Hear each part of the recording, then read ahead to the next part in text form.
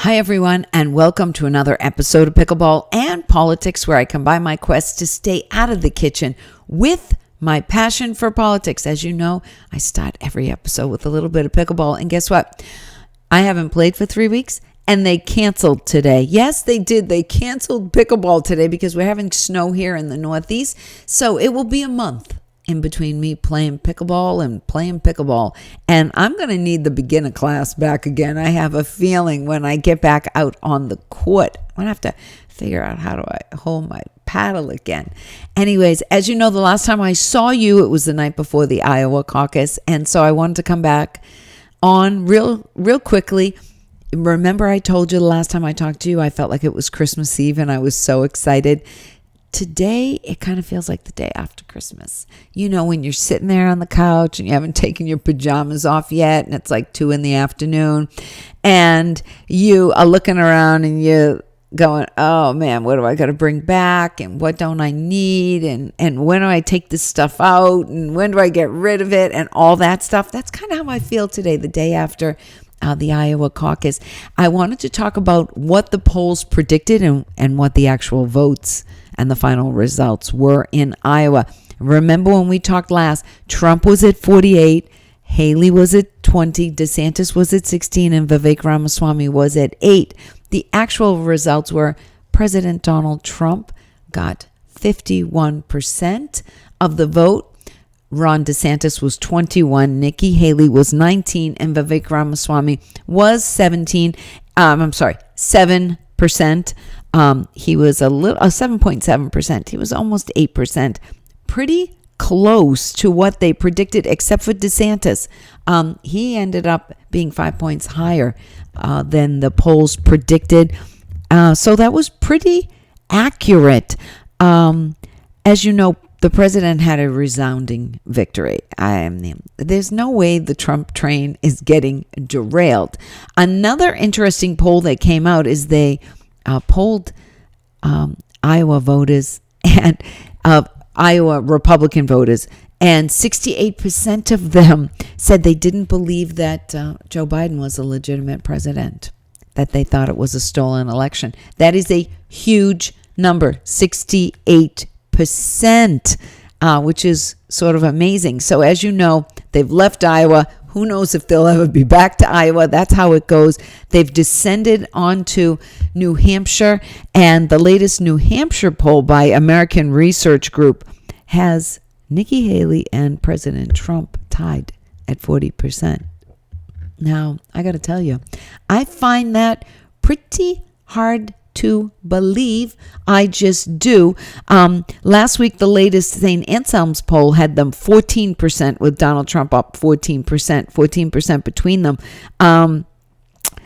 And I have a very, very hard time. I mean, even in Iowa, the pollster there said that she's never seen so little support for somebody getting, so little enthusiasm for somebody getting 20%. And there isn't that enthusiasm for her. I've been to her events. I've been to DeSantis. There's no enthusiasm. The most enthusiasm, besides Trump, that's like going to a rock concert, a Trump rally. The most enthusiasm out there was for Vivek Ramaswamy. And as you know, over the weekend, President Trump and Vivek Ramaswamy sort of got into a little quarrel with each other. But last night, Vivek and Trump, well, they kissed and made up. And they definitely were praising each other as Vivek suspended his campaign and gave his full support to President Donald Trump. Unfortunately, we won't be seeing Vivek again. I saw him 5 times. I hope I see him again, though. I hope he's out there campaigning for Trump, because I think he would be great campaigning for Trump. As you know, I saw Vivek 5 times in the last 6 months. The first time I saw him was in July.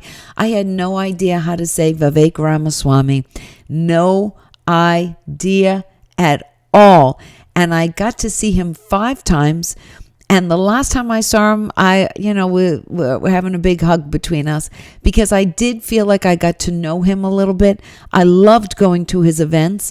I loved how he interacted with everybody who showed up, the voters, whether they were going to support him or not, I really hope that the New Hampshire voters, now that he suspended his campaign, I hope they vote for Donald Trump, because as he said last night, there are only two MAGA candidates in this race, him and Donald Trump. And so I really do hope that Vivek's supporters get behind Donald Trump, but I'm sure some will just not vote now, because a lot of people talking to them at events, they just sort of felt like they weren't going to DeSantis, they weren't going to Chris Christie, they weren't going to Nikki Haley, that Vivek was, an alternative to Trump. And I don't know if they'll vote for Trump. I hope they will. I really, really do. It has been such a pleasure getting to know him. It really was.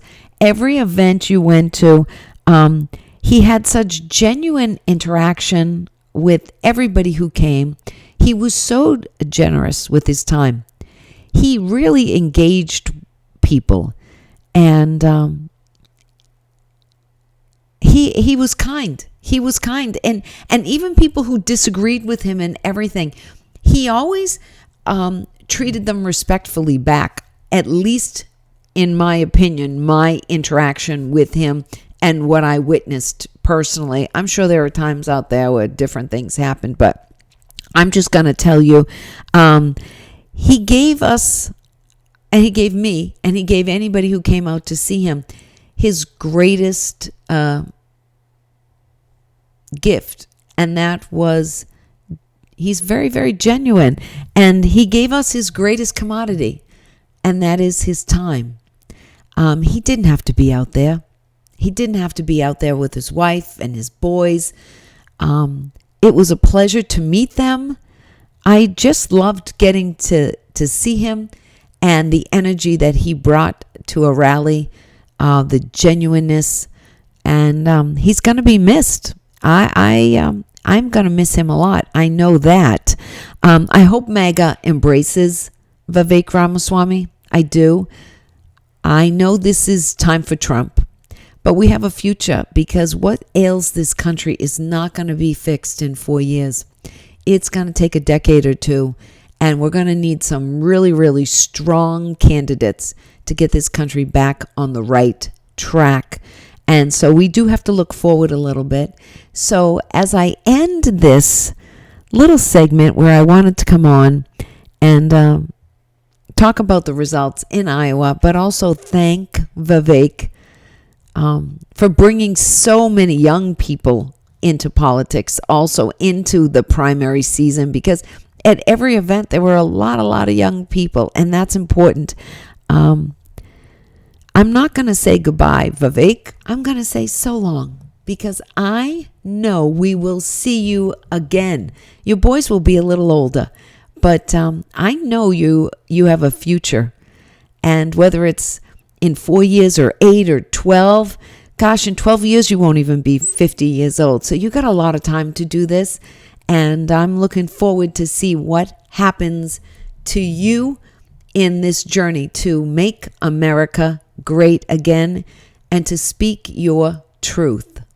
So thank you, Vivek. I enjoyed getting to meet you. And like I said, I hope you are the real deal, because I've told so many MAGA people that you are the real deal. We weren't ready for you yet, but we will be in the future.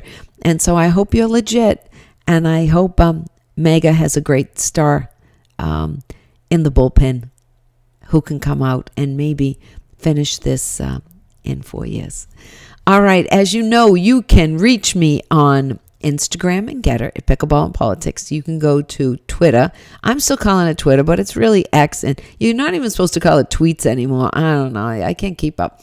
At Pickle and Paul, you can go to my website, pickleballandpolitics.com, or you can see me right here on my YouTube channel at Pickleball and Politics. Give me a thumbs up. Leave me a comment. I love your comments. Comment back. Let's go back and forth, back and forth. Okay, I will be in New Hampshire this week. You will be hearing from me again. I was supposed to go see Vivek today, but he suspended his campaign. So instead, you got me. All right, I will see you again soon. Thanks for joining me on Pickleball and Politics.